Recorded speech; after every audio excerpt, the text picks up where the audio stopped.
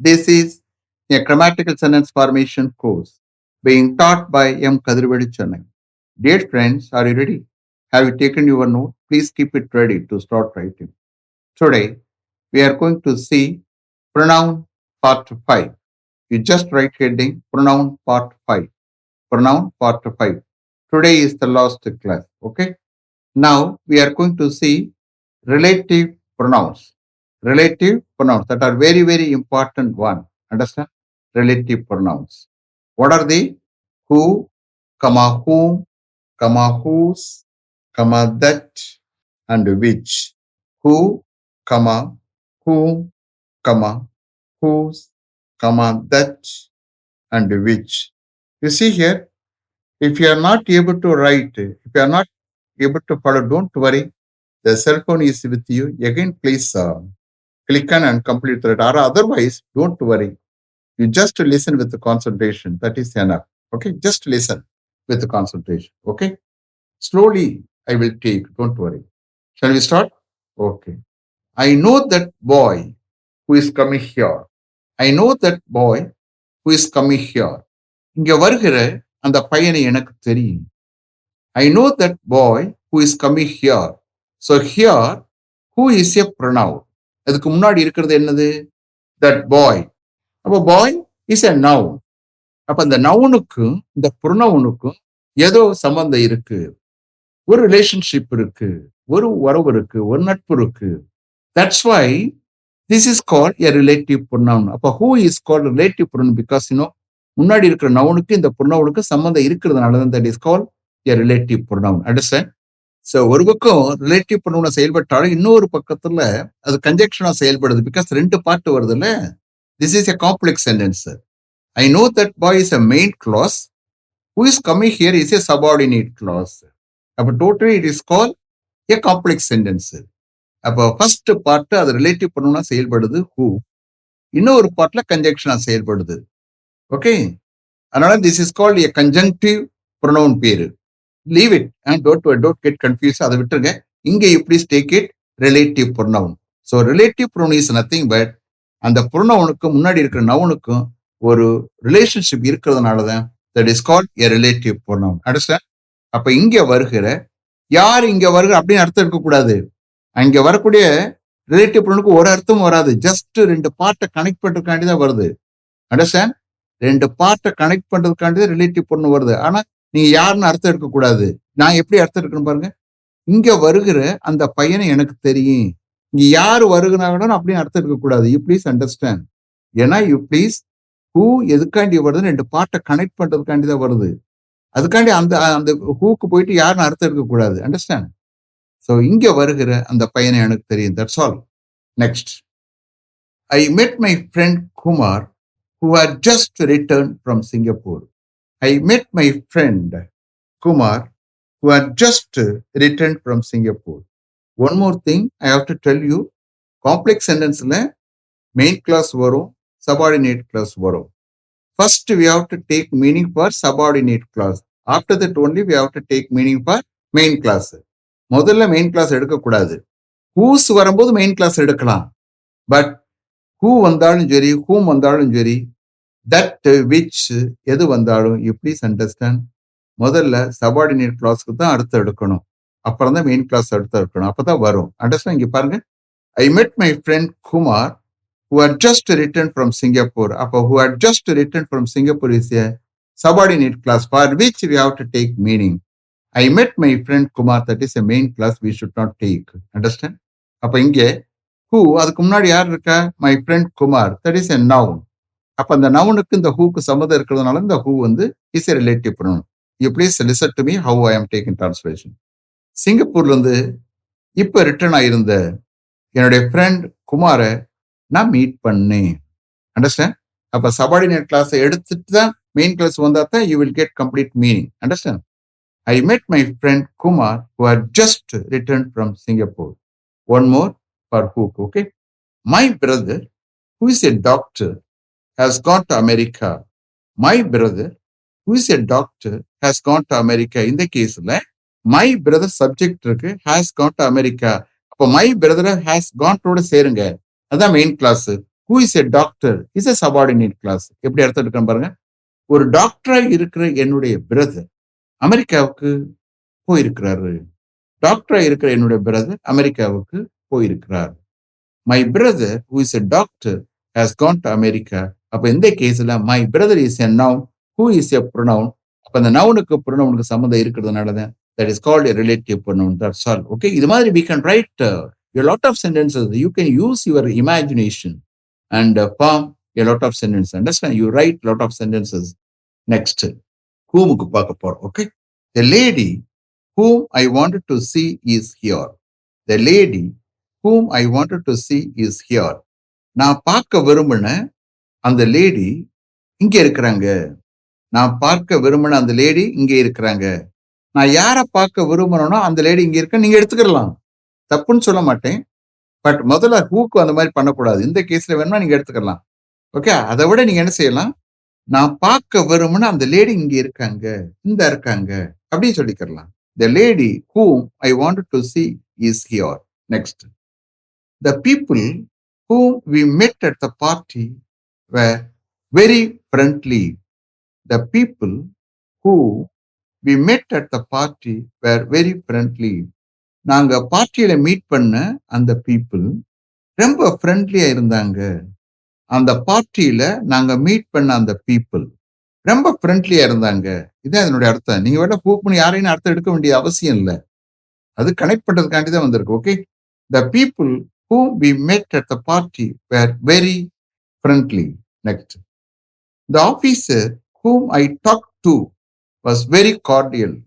The officer whom I talked to was very cordial. நான் பேசின அந்த ஆபீசர் ரொம்பவும் கார்டியலா இருந்தாரு, ரொம்பவும் பரஸ்பரமா இருந்தாரு. Okay, the officer whom I talked to was very cordial. talked to தான் உச்சரிக்கும் போது talk to, people will understand. Okay, the officer whom I talked to was very cordial. Next, we are going to see whose. யாருடைய இந்த கேஸ்ல main clause அடுத்து எடுத்துட்டு subordinate clause போகணும். அப்பதான் you will get complete sense. அப்பதான் எடுக்க முடியும். அண்டர்ஸ்டாண்ட்? ஸோ சபார்டினேட் கிளாஸ் எடுத்துட்டு மெயின் கிளாஸ் வரக்கூடாது. ஹூஸுக்கு மாத்திரம் அந்த மாதிரி. ஓகே, ஐ மெட் a man whose wife is an English teacher at Panavani school. I met a man whose wife is an English teacher at Panavani school. நான் ஒருத்தரை meet பண்ணேன், அதான் மெயின் கிளாஸ். நான் ஒருத்தரை மீட் பண்ணேன், ஒரு ஆளை மீட் பண்ணேன், அவருடைய ஒய்ஃபு மணவாள் ஸ்கூல்ல ஒரு இங்கிலீஷ் டீச்சர். அண்டர்ஸ்டாண்ட்? அப்போ மெயின் கிளாஸ் எடுத்துட்டு சபார்டினேட் கிளாஸ்க்கு வரணும். அப்போ இங்க வரக்கூடிய மேனுக்கும் ஹூஸுக்கு சம்பந்தம் இருக்கு. அதனாலதான் whose is a relative pronoun. Understand? அந்த நவுனுக்கும் இந்த ப்ரொனவுனுக்கு சம்பந்தம் இருக்கிறதுனாலதான் that is called a relative pronoun. நான் ஒரு ஆளை சந்திச்சேன், ஒரு ஆளை மீட் பண்ணேன், அவருடைய ஒய்ஃப் வனவாடி ஸ்கூல்ல ஒரு டீச்சரா இருக்கிறாங்க. ஐ மெட் a man whose wife is an English teacher at Vanavani school. Next, we saw some people whose car had broken down. We saw some people whose car had broken down. நாங்க சில பீப்புளை பார்த்தோம், அவர்களுடைய கார் பிரேக் டவுன் ஆயிருந்தது. நீங்க யாருடைய கார்னு அர்த்தம் இருக்கக்கூடாது. புரியுதா? அந்த ஹூஸ்க்கு ஒரு அர்த்தம் வராது. அதைத்தான் கனெக்ட் பண்ணி அப்படி கொண்டாடணும். மறுபடியும் எடுக்கிறோம் பாருங்க. நாங்க சில பீப்புளை பார்த்தோம், அவர்களுடைய கார் பிரேக் டவுன் ஆயிருந்தது. Understand? We saw some people whose car had broken down. Next, what is the name of the person whose car you bought? What is the name of the person whose car you bought? அந்த பர்சனுடைய பேர் என்ன? அவருடைய காரை நீங்க வாங்குனீங்கல்ல. What is the name of the person whose car you bought? Now we are going to see that-க்கு பார்க்க போறோம். Okay, this is the house that Mr. Ravi built. இங்க வரக்கூடிய தட்டுக்கு ஒரு அர்த்தம் வராது. You please understand. தட்டு வேற இடத்துல தட் கிளாஸ் இருக்கு, அதுக்கு என்றுன்னு வரும். ஓகே, இந்த கிளேஸ் இது ரிலேட்டிவ் ப்ரொனவுன், இதுக்கு ஒரு அர்த்தம் வராது. சரியா? இன்னொரு தட்டு எப்படி வரும்? அதே complex சென்டென்ஸ்ல he told me that he would come tomorrow morning. இதுக்கு என்ன அர்த்தம் வரும்? He told me that he would come tomorrow morning. நாளை மார்னிங் அவர் வருவேன் என்று என்னிடம் சொன்னார். இந்த கேஸ்ல அங்க வரக்கூடிய தட்டுக்கு என்றுன்னு அர்த்தம் வரும். பட் இந்த கேஸ் ரிலேட்டிவ் ப்ரொனவுனுக்கு ஒரு அர்த்தம் வராது. பாருங்க. This is the house that Mr. Ravi built. Mister Ravi கட்டுன வீடு இதுதான். அப்ப இங்க தட்டுக்கு ஏதாவது அர்த்தம் வருதா? வரல. ஏன்னா அந்த தட்டு வந்து is a relative just connect பண்ண வந்திருக்கு. ரெண்டு பார்ட்டை கனெக்ட் பண்ண வந்திருக்கு. ஒரு கேஸ்ல ரிலேட்டிவ் ப்ரொனவுன் செயல்படுது, இன்னொரு கேஸ்ல கன்ஜெக்ஷனா செயல்படுது. புரியுதா? ரெண்டு பார்ட்டை கனெக்ட் பண்ண வருது. பட் இந்த கேஸ்ல தட்டுக்கு ஒரு அர்த்தம் வராது. அண்டர்ஸ்டாண்ட்? ஸோ மிஸ்டர் ரவி கட்டின வீடு இதுதான். This is the house that mister Ravi built. Next, the horse that we saw was lame. The horse that we saw was lame. நாங்க பார்த்த அந்த ஹார்ஸ் முடமாய் இருந்தது, நொண்டியாய் இருந்தது. The horse that we saw was lame. அப்ப இங்க வரக்கூடிய த ஹார்ஸுக்கும் தட்டுக்கும் சம்பந்தம் இருக்கு. That's why that is called a relative pronoun. அதே மாதிரி த ஹவுஸுக்கும் தட்டுக்கும் சம்பந்தம் இருக்கிறதுனாலதான் that is called relative pronoun. அப்ப that is a relative pronoun. அப்ப முன்னாடி வர நவுன் ஹவுஸுக்கும் தட்டுக்கு சம்பந்தம் இருக்கு. அதே மாதிரி ஹியர் ஆல்சோ த ஹார்ஸுக்கும் தட்டுக்கும் சம்பந்தம் இருக்கு. புரியுதா? அதனாலதான் that's why it's called a relative pronoun. Understand? The horse that we saw was lame. நாங்க பார்த்த அந்த ஹார்ஸ் வந்து முடமாய் இருந்தது. The horse that we saw was lame. Next. He has not brought the book that I asked for. He has not brought the book that I asked for. The book is a noun. That is a pronoun. Okay? அப்ப ரெண்டுக்கு சம்பந்தம் இருக்கு. Okay, சரி. நான் கேட்ட அந்த புக்கை அவன் கொண்டு வந்திருக்கல. He has not brought the book that I asked for. Now we are going to see which. Okay? Bring me the letter which the postman left. Bring me the letters which the postman left. Postman விட்டுட்டு போன அந்த letters கொண்டு வாங்க. Bring me the letters which the postman left. அப்ப இந்த கேஸ்ல the letters is a noun, plural noun, which வந்து pronoun. அப்ப இந்த லெட்டர்ஸ்க்கும் whichக்கும் சம்பந்தம் இருக்கு. That's why it is called a relative pronoun. Understand? அப்ப இங்க வரக்கூடிய whichக்கு ஒரு அர்த்தம் வராது. Understand? Postman விட்டுட்டு போன அந்த லெட்டர்ஸ் கொண்டு வாங்க. Bring me the letters which the postman left. Next. The answer which you wrote was not correct. The answer which you wrote was not correct. அப்ப இந்த case the answer is a noun, which is a pronoun. ரெண்டுக்கு சம்பந்தம் இருக்கு. Okay, that's why it is called a relative pronoun. So எப்படி அர்த்தம் வரும்? The answer was not correct is a main clause. அந்த subject ஒன்றா இதுல கனெக்ட் பண்ணணும். The answer was not correct is a main clause.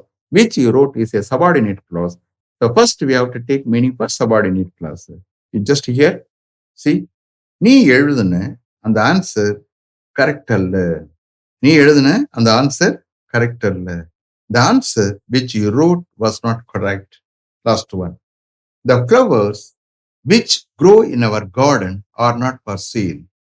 The flowers which grow in our garden are not for sale. இப்ப இந்த flowers அது noun, plural noun. Okay? Which pronoun. அப்ப இந்த flowers சொல்லக்கூடிய நவுனுக்கும் pronoun சொல்லக்கூடிய whichக்கு சம்பந்தம் இருக்கு. That is why it is called a relative pronoun. Understand that you are aware of it. Okay? இப்போ the flowers are not for sale as the main clause. Which grow in our garden is a subordinate for which you have to take meaning first.